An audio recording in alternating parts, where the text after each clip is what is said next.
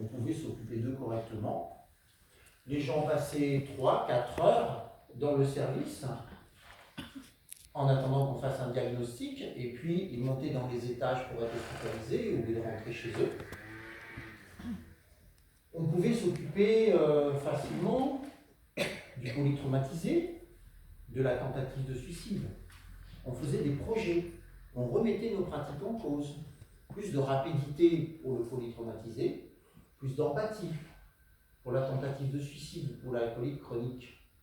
Et puis, quand on avait plus de 16 malades, c'est-à-dire 4 malades dans le couloir par exemple, on appelait le directeur de garde, on criait au scandale, on lui disait il faut arrêter de faire des délits, ça va être la catastrophe, on ne pourra plus s'occuper des gens correctement. 20 ans plus tard, quand on a 10 malades dans le couloir le matin, on dit c'est calme aujourd'hui. On monte à des pics de 50, 60, 70 patients présents pour 16 places. Les gens passent 3, 4 jours parfois dans le service en attendant une place dans les étages pour être hospitalisés. Et nous, on est hébétés, écrasés, blasés par cette charge de travail. En tout cas, plus d'empathie, plus de projet. Et pendant que je suis en train de me faire engueuler par le fils de M. Durand, qu'est-ce qu'on a sous les yeux? La cour des miracles, effectivement. Juste devant nous, un monsieur âgé est attaché sur son brancard de 2 poignées. Il tire sur ses concussions jusqu'à saigner en répétant « Aidez-moi, aidez-moi, aidez-moi ». Juste à côté de lui, une jeune femme. Un médecin est en train d'examiner, il lui demande la date de ses dernières règles, si elle va à la selle régulièrement, si ses selles sont plutôt dures ou plutôt molles, si ça la brûle quand elle urine ou si ses urines sentent mauvais. La jeune femme répond aussi discrètement possible, mais tous ses voisins entendent les réponses. Juste à côté d'elle, M. Durand essaye d'uriner aussi discrètement possible dans un urinal qu'une aide-soignante vient de lui donner, parce que comme il n'y a que 2 toilettes pour 60 malades, elles sont inaccessibles. Juste à côté de lui, une dame âgée, seins nus. Tous les soignants qui passent à côté d'elle lui remettent sa chemise d'hôpital, mais elle l'enlève systématiquement. Et puis, à perte de vue, des patients nus, sous leur chemise d'hôpital, allongés sur des pancartes ou assis dans des fauteuils. Vous imaginez? Non, vous n'imaginez pas. Vous n'imaginez pas parce que vous ne pouvez pas l'imaginer si vous ne l'avez pas vu. Alors, comment ça se fait quand on est arrivé là, nous, le premier système de santé mondial aux yeux de l'OMS? Vous savez comment a été le premier système de santé mondial aux yeux de l'OMS? En 2000. En 2020, on est à la 16e place, juste devant l'Italie. Comment ça se fait qu'on a régressé de la première à la 16e place dans un pays qui devient de plus en plus riche? Il n'y a pas un problème. Alors, si on écoute les médias, ils disent oui, mais la santé coûte trop cher, le trou de la sécurité sociale, une catastrophe annoncée ou orchestrée. Subie ou voulue cette catastrophe? Et si voulue par qui? Est-ce que par hasard, l'État français ne serait pas en train d'essayer de torpiller l'hôpital public, comme il torpille les autres services publics? Parce qu'enfin, il y a le mode d'emploi. Les ultralibéraux l'ont rédigé. Comment il faut faire pour torpiller un service public? Il faut couper ses finances. Les choses vont se dégrader à tel point que les usagers eux-mêmes vont demander à changer de système. Est-ce que c'est pas ça qui est en train de se produire? Est-ce que tu sais qui paye ta retraite, maman? Non. Le régime général de la sécurité sociale. Est-ce que tu sais que c'est grâce à un ministre communiste qu'on a une sécurité sociale? Ça t'étonnerait, et pourtant c'est bien vrai. En 1945, Ambroise Croizat a imaginé qu'on mettrait dans un pot commun de l'argent, salariés et patrons pour faire face à l'infortune, c'est-à-dire pour aider les gens qui ne peuvent plus travailler à subsister dignement. On cotiserait selon nos moyens et on recevrait selon nos besoins. Un truc basé sur la solidarité. Solidarité. Un gros mot pour les États libéraux, parce que eux, leur mot fétiche, c'est compétition, chacun pour soi. Qu'est-ce qu'elle paye, cette sécurité sociale? Si vous avez besoin d'aller chez votre médecin traitant, c'est dans ce pot commun qu'on prendra l'argent pour vous rembourser le prix de la consultation. Si vous êtes hospitalisé, c'est dans ce pot commun qu'on prendra l'argent pour payer le coût de votre hospitalisation. Si vous êtes en arrêt maladie, c'est dans ce pot commun qu'on prendra votre salaire pour vous le donner pendant que vous êtes arrêté. Elle va payer tout ce qui concerne les accidents du travail. Si vous fondez une famille et que vous avez besoin d'aide, c'est dans ce pot commun qu'on prendra les allocations familiales. Et puis, quand vous serez trop vieux pour travailler, c'est dans ce pot commun qu'on prendra votre salaire de retraité. Pas mal, hein? Pas mal comme système. Combien ça représente d'argent tout ça? Tous les mois, dans ce pot commun, salariés et patrons, on met la moitié de notre salaire avant qu'on nous le donne. Juste avant Covid, ça représentait 470 milliards d'euros, dont 200 milliards pour la santé. Qui gère cet argent? C'est là que ça se complique. Ambroise Croizat, en 1945, il avait imaginé que cet argent serait géré par les salariés. De Gaulle n'était pas d'accord. Ils sont tombés sur les gestionnaires de l'argent de la sécurité sociale seront pour 75% d'entre eux les salariés par l'intermédiaire des syndicats, 25% d'entre eux le patronat. L'État n'a jamais pu supporter ça et va mettre tout en œuvre pour récupérer la main sur cet argent. Comment, maman? En même temps, ce n'était pas raisonnable de laisser autant d'argent à gérer par des gens qui n'ont même pas fait l'ENA. Pourtant, ils se débrouillaient bien au début, avant que l'État ne leur mette des bâtons dans les roues. Premier coup de boutoir, 1967. L'État va dire 75-25, c'est pas équilibré ça. On va faire 50-50. Bon, les gens vont dire, ouais, c'est équilibré 50-50. Parce que, comme il y a toujours un syndicat qui est du côté du patronat, ils vont perdre, je ne cite personne, ils vont perdre la majorité sur les décisions de la gestion de l'argent de la sécurité sociale. Deuxième coup de boutoir, Pierre Bérégovoy, Premier ministre de François Mitterrand qui se disait de gauche. Il va décider, pour faire plaisir au patronat, qu'on va bloquer les cotisations, qu'on ne les augmentera plus jamais. Cotisation patronale et cotisation salariale. Si la sécurité sociale a besoin d'argent, on se débrouillera autrement.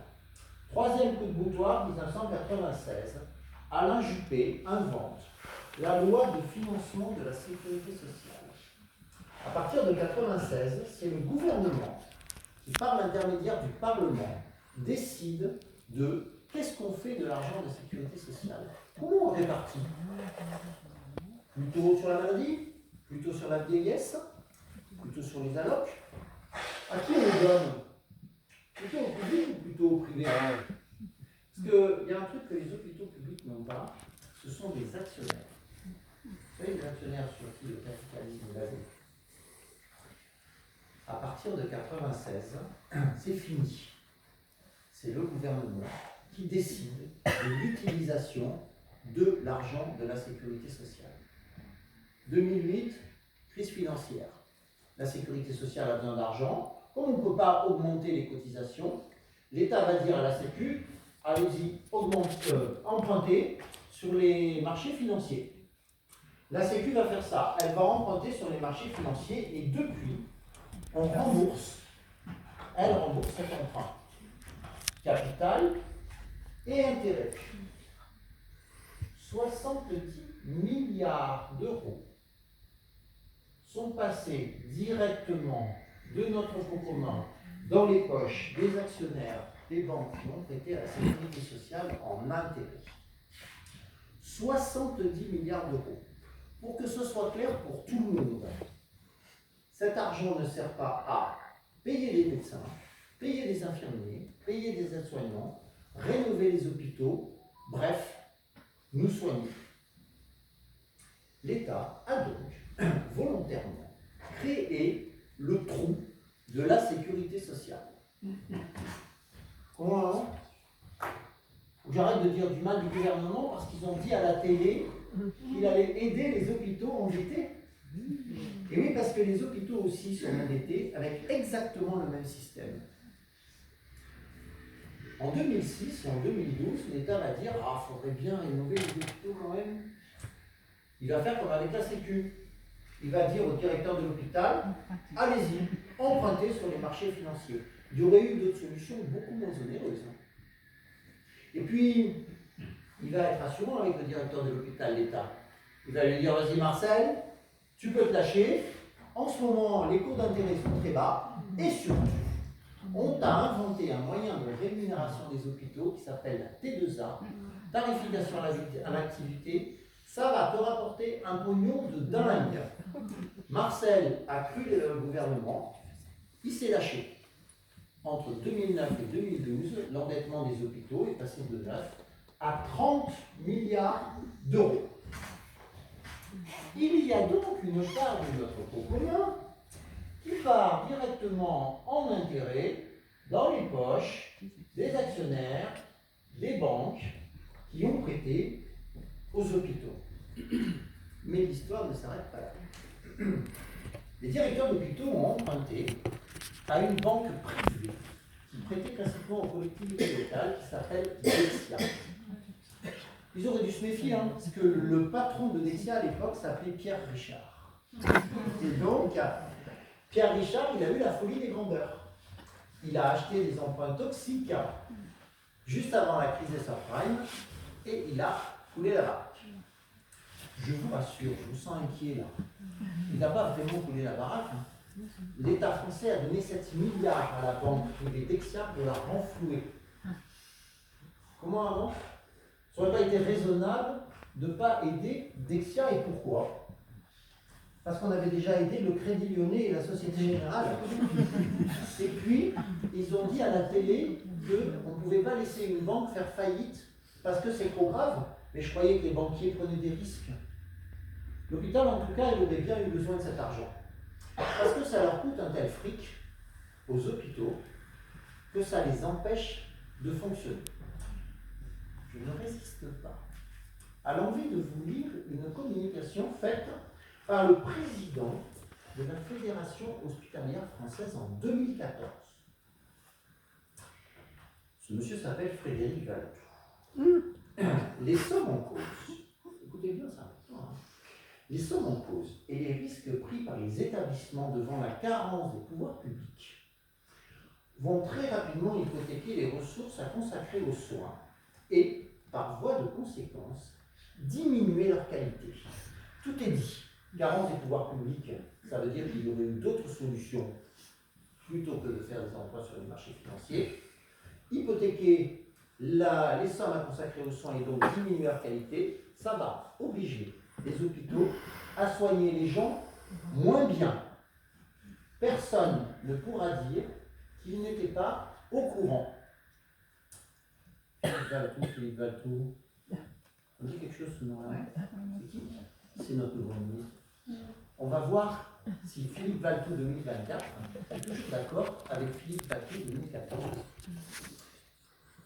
L'État a donc mis les hôpitaux volontairement dans une situation qu'il savait qu'il ne pourrait pas assumer. Rembourser ces emprunts, ça coûte un tel fric aux hôpitaux qu'il y en a qui n'arrivent plus à fonctionner. Le directeur de l'hôpital, c'est arrivé dans un très grand hôpital en 2022 en France. Le directeur de l'hôpital, au secours, je n'y arrive plus, je me noie. Et là, on lui envoie le cavalier surgit lors de la nuit. Pas au courant. L'ARS, Agence régionale de santé. Encore un truc inventé par Juppé.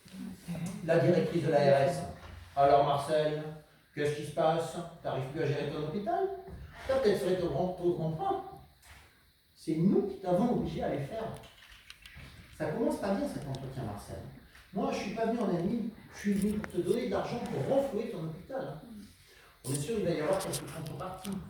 On a regardé ta masse salariale, il faudrait que tu gagnes 90 postes. Alors, en langage ARS, gagner 90 postes, ça veut dire les perdre. Et puis, pour quelqu'un qui travaille à l'hôpital, parce qu'il part à la retraite, parce qu'il démissionne, tu attendras 3 mois pour le remplacer.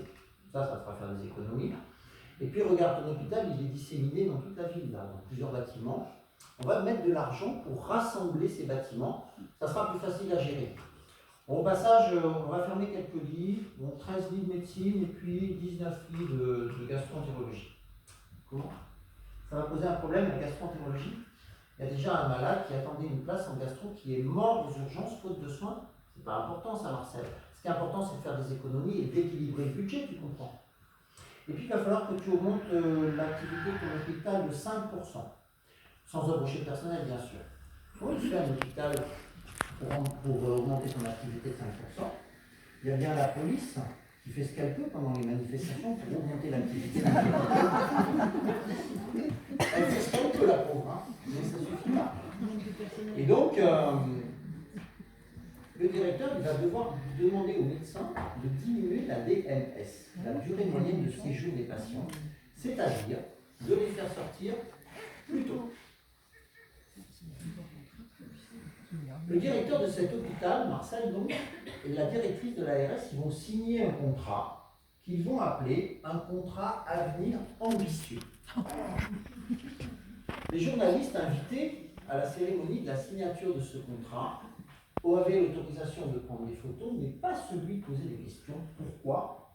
Parce que la directrice de l'ARS et le directeur de l'hôpital auraient voulu garder les termes de ce contrat secrets. C'est-à-dire que la population ne soit pas au courant de ce qu'ils avaient décidé. Juste pour voir, pour vous montrer comment ces gens-là méprisent la population. Alors on l'a appris par une fuite de ces papiers.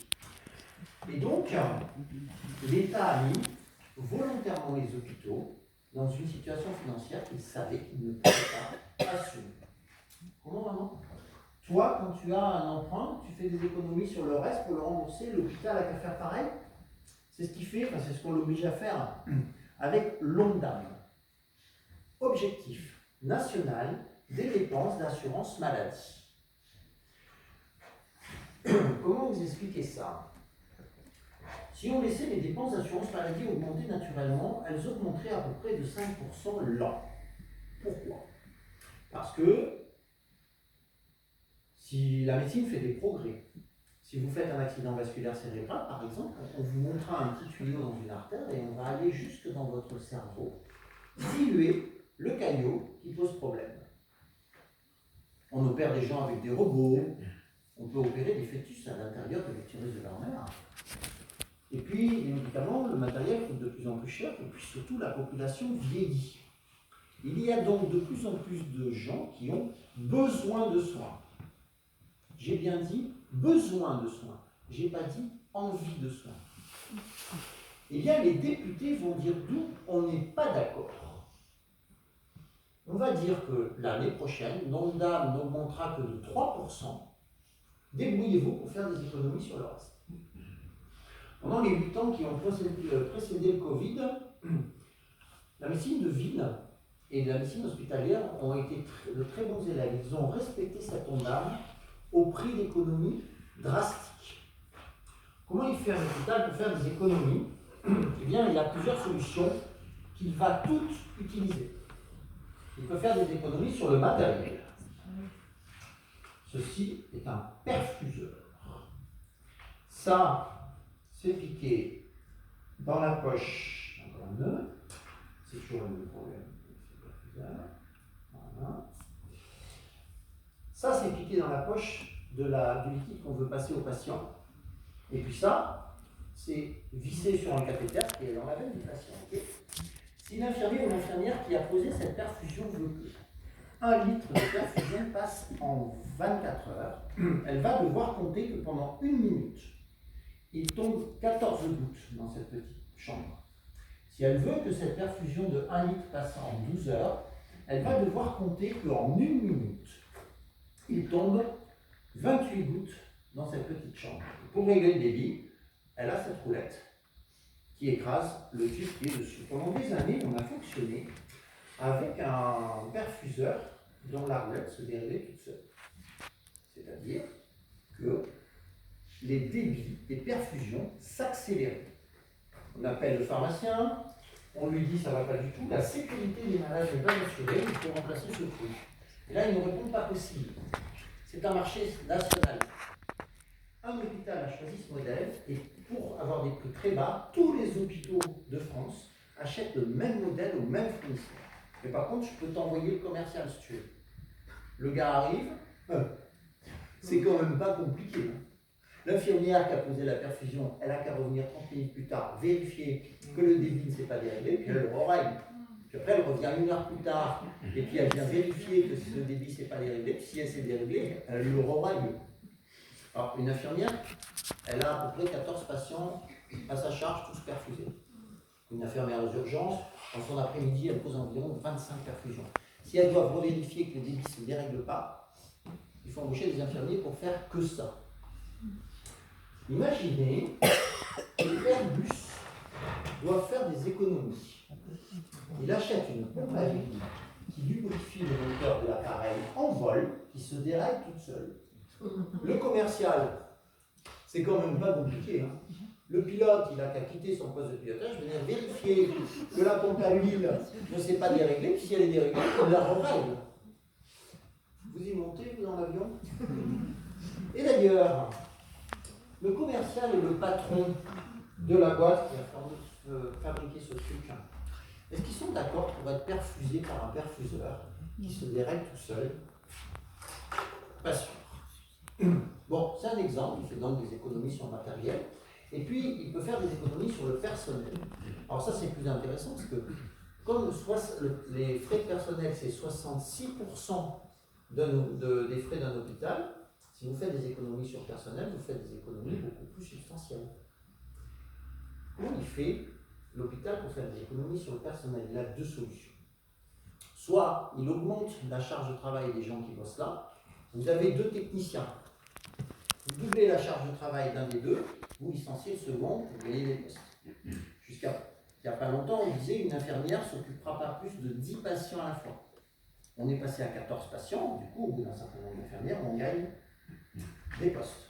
On peut surcharger le truc. À Saint-Brieuc, par exemple, récemment, on essayait d'empêcher de faire sucrer la pause repas, les 30 minutes de pause repas, donc on va augmenter leur charge de travail du personnel.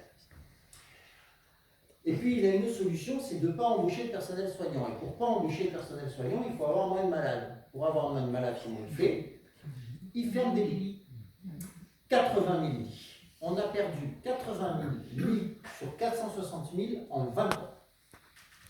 À peu près 4 000 par an. Alors qu'est-ce que ça donne en vrai? Eh bien, vous avez certains hôpitaux, vous avez des ailes entières, fermées à clé, avec dedans des chambres, qui ont des lits, des tables, tout ce qu'il faut pour accueillir des patients. Mais comme ces lits sont administrativement fermés, il n'y a pas de personnel pour s'occuper des patients qu'on pourrait mettre dedans, donc on ne peut pas en mettre. Et d'après vous, les patients qui n'ont plus accès à ces lits sont où? Dans le couloir des urgences. Très bien. Alors Eric, est-ce que tu peux appeler l'oncologie, s'il te plaît, et me trouver une chambre individuelle? On vient de recevoir une malade en aplasie. Je m'en occupe. L'aplasie, effet secondaire de la chimiothérapie.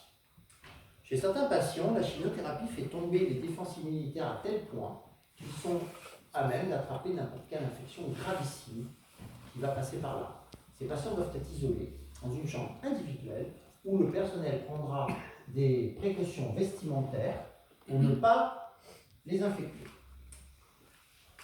J'appelle ma collègue d'oncologie. Salut Émilie, c'est Eric à l'appareil. Dis donc, j'ai vu sur la disponibilité des lits que tu avais un lit vide ce soir. Il est réservé pour demain matin, mais malheureusement je vais le prendre parce que, tu comprends, j'ai une patiente en aplasie, je ne peux pas la garder dans les urgences. Et là, ma collègue me répond, ne me fais pas ça, je t'en supplie. Ce lit est réservé demain matin pour une patiente de 25 ans, à qui on a déjà repoussé 2 fois la chimiothérapie. J'appelle le directeur de garde, il me répond, prenez le lit réservé, ça ne me pose aucun problème moral. Eh bien, moi, ça m'en pose un de problème moral. Comment je me retrouve, moi, dans la situation d'avoir à faire perdre des chances de survie de la dame en aplasie ou de la jeune femme de 25 ans? Mesdames et messieurs les députés, je voudrais vous rappeler que quand dans le confort de votre Assemblée nationale, d'un trait de plume, vous décidez que l'Ondam n'augmentera pas de 5, mais de 3%, vous êtes personnellement responsable de la perte de chance de survie de la dame en aplasie ou de la jeune femme de 25 ans, juste au cas où vous l'auriez perdu de vue. Comment, maman? Toi, après ce que je viens de raconter, si tu dois être opéré, tu iras en privé? Ça coûte plus cher. Hein? Ils ont dit à la télé que c'était pas vrai. Ah, il y a quand même des dépassements d'honoraires. Hein. Et puis, encore faut-il que le privé t'accepte à ton âge. Oui, parce que les hôpitaux ont une concurrence. En France, on a à peu près 1300 établissements de santé publics, 600 établissements de santé privés à but non lucratif, c'est en général des établissements qui sont gérés par des associations, et puis on a 900 établissements de santé privés à but lucratif. C'est écrit dans le titre, le but c'est de faire de l'argent. Mission des hôpitaux publics, sauver les gens. Mission des établissements privés, gagner des sous. Alors, ces établissements privés, comment ils fonctionnent? Eh bien, ils sont rémunérés sur l'argent de notre pot commun, exactement comme les hôpitaux publics. Et ils ont des actionnaires. Ces actionnaires, classiquement, c'était des médecins qui travaillaient dans ces établissements, mais de plus en plus, ce sont des groupes d'investissement type Elsan, qui mettent une pression de dingue aux soignants pour que l'argent qu'ils ont investi dans ces établissements leur rapporte de plus en plus d'argent. Il y a donc une partie de notre pot commun qui part directement dans la poche des actionnaires des établissements privés à but lucratif. Ces établissements privés sont rémunérés exactement de la même manière que les hôpitaux publics par l'intermédiaire de la T2A, tarification active. Alors quand on nous a vendu ce truc-là, on nous a dit jusqu'à maintenant que vous aviez des autorisations de dépenses, mais il y avait des dérives. On va vous rémunérer selon votre activité. Moins vous travaillerez bien, moins vous serez bien organisé, moins vous aurez d'argent. Plus vous travaillerez bien, mieux vous serez organisé. Et plus vous aurez d'argent, et vous aurez beaucoup d'argent. Oh, on a dit bon, pourquoi? Alors il y a des médecins qui ont senti venir le truc. Ils ont dit avant la T2A, on prodiguait des soins. Après la T2A, on produit des soins. Les soignants sont devenus des producteurs de soins. Effectivement, la T2A va industrialiser les choses. Elle va trier les activités en activités T2A rentables et activités T2A non rentables. Qu'est-ce que c'est que les activités T2A rentables? Eh bien, par exemple, c'est l'ambulatoire. Super rentable, hein. L'ambulatoire, vous rentrez le matin, vous êtes opéré dans la journée, vous ressortez le soir. Vous n'avez pas besoin de payer du personnel pour vous surveiller la nuit. Et du coup, ça c'est très rentable. Qu'est-ce que c'est que les activités T2A non rentables? Eh bien, c'est toutes les maladies chroniques, toutes les maladies du grand âge, les grosses pathologies qui demandent des médicaments et des matériels très coûteux, et l'urgence vitale. Pas du tout rentable l'urgence vitale, ça coûte très cher. C'est d'ailleurs pour cette raison que le privé n'en fait pas. La T2A va donc trier les activités en T2A en activité rentable et en activité non rentable. Mais elle va aussi trier les patients avec une même pathologie en patient rentable et patient non rentable. Vous avez besoin qu'on vous pose une prothèse de hanche. L'établissement qui va poser cette prothèse va toucher 5 800 euros. 5 800 euros pour vous opérer et puis pour assurer votre séjour à l'hôpital entre 1 et 10 jours. Si vous dépassez ces 10 jours, vous allez coûter de l'argent à l'établissement. Par contre, si vous sortez au bout de 4 jours et que vous êtes remplacé par un autre patient qui va rapporter à son tour 5 800 euros, qui sera ressortir lui aussi au bout de 4 jours et remplacé par un patient qui va à son tour rapporter 5 800 euros, et bien, là où un établissement aura perdu des sous, l'autre aura gagné 3 fois 5 800 euros. Vous avez 75 ans. Vous êtes très dynamique. Vous faites du vélo tous les jours. Vous allez faire vos courses, partez en vacances. Vous habitez en ville avec votre épouse. Il y a toutes les chances pour que vous restiez pas plus de 4 jours. Vous avez 75 ans. Vous êtes obèse, diabétique, insuffisant cardiaque. Vous vous déplacez très difficilement et vous habitez tout seul au fin fond de la campagne. Il y a toutes les chances pour que vous restiez plus de 10 jours. L'établissement privé va avoir intérêt à opérer la première personne et pas la seconde. Et il va pouvoir le faire. Pourquoi? Parce que les établissements privés, contrairement aux établissements publics, ne sont pas obligés de traiter tous les patients qui se présentent à eux. Ils peuvent switcher vers les établissements publics tout ce qui ne les intéresse pas.